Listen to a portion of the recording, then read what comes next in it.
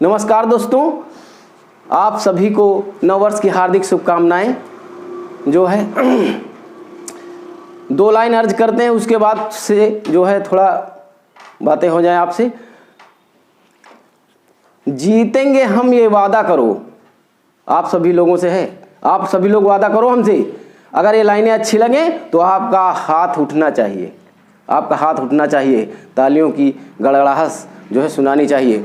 तो जीतेंगे हम ये वादा करो, जीतेंगे हम ये वादा करो, और कोशिश हमेशा हद से ज़्यादा करो। जीतेंगे हम ये वादा करो, कोशिश हमेशा हद से ज़्यादा करो। बोर्ड परीक्षा में अच्छे नंबर लाओगे तुम सब, बोर्ड परीक्षा में अच्छे नंबर लाओगे तुम सब। आज हमसे ऐसा वादा करो, आज हमसे ऐसा वादा करो। 2-3 कहने के लिए बहुत चीज़ें हैं, लेकिन बस यही बात तुम लोगों को हम कहना चाहते हैं कि जीवन में अगर कामयाब होना चाहते हो, जीवन में अगर कामयाब होना चाहते हो तो जान लो जम के मेहनत करना होगा। और जिस व्यक्ति के जीवन में संघर्ष नहीं है वो जीवन बेकार है, सोच लेना। उसमें उसका कोई अहम रोल, बहुत अच्छा जीवन नहीं होता जिसके जीवन में संघर्ष नहीं होता। बात सरदार मिल्खा सिंह की चल रही थी। सरदार मिल्खा सिंह ने उनके जब ऑस्ट्रेलिया में हार के चले आए, प्री क्वालिफाई रेस में हार के और जब चले आए तो उसके बाद उनके कोच ने 49.9 दे दिया उनको लिख के। पाकिस्तान में रेस होनी थी, उनको 49.9 दे दिया लिख के। मिल्खा सिंह ने उस 49.9 को गोल। बताओ, एक मार्गदर्शक जीवन में होना चाहिए। जो मार्गदर्शक जीवन में होता है, अगर उसकी सलाह आप मान लेते ना, जीवन में आपकी कामयाबी निश्चित 100% आ जाएगी। तो उनके कोच ने लिख के दे दिया और उन्होंने क्या किया, गुरु नानक साहब के नीचे उस 49.9 को लगा दिया। और दिमाग में जब भी उठते थे वही 49.9, जब भी उठते थे 49.9। प्रैक्टिस करने लगे और प्रैक्टिस करने लगे धीरे धीरे उन्होंने फिर टायर बांध दिया अपने कमर में, टायर बांध के प्रैक्टिस करने लगे।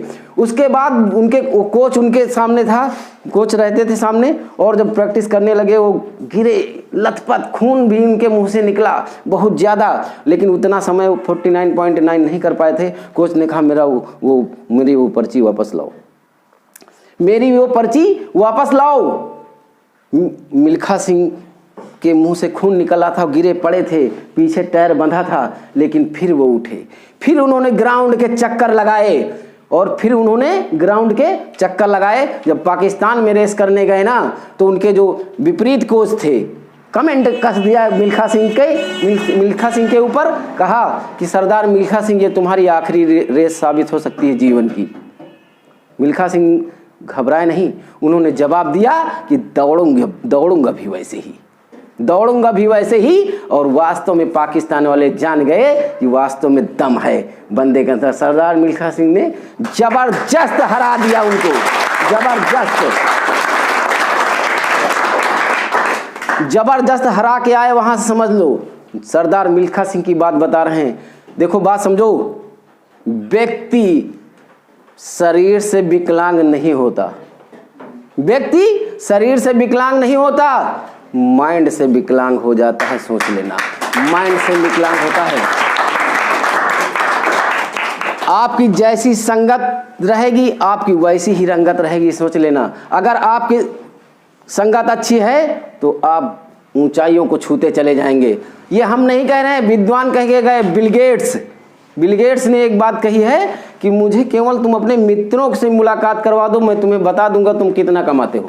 बिल गेट्स ने कहा कि तुम केवल मुझे अपने मित्रों से परिचय करा दो, मैं तुमको बता दूंगा कि तुम कितना कमाते हो। ये है संगत, ये है। जैसे ही आपकी संगत रहेगी वैसी आपकी जो है आदत बनेगी और वैसा ही विचार होगा और वैसे ही आप महान बन जाएंगे। बात समझ में आ रही ना? तो देखो, बिना इस दुनिया में बिना कुछ किए, संघर्ष किए कुछ मिलता नहीं है।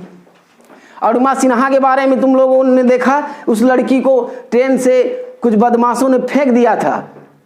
बेचारी लड़की ट्रेन दूसरी ट्रेन से टकराई, टकराने के बाद गिरी और गिरने के बाद वो पड़ी थी और सारी रात कराहती रही। लोग उसको हॉस्पिटल लेके चले गए। एक विकलांग महिला 8,848 मीटर विश्व की सबसे ऊंची चोटी एवरेस्ट पर वो फतेह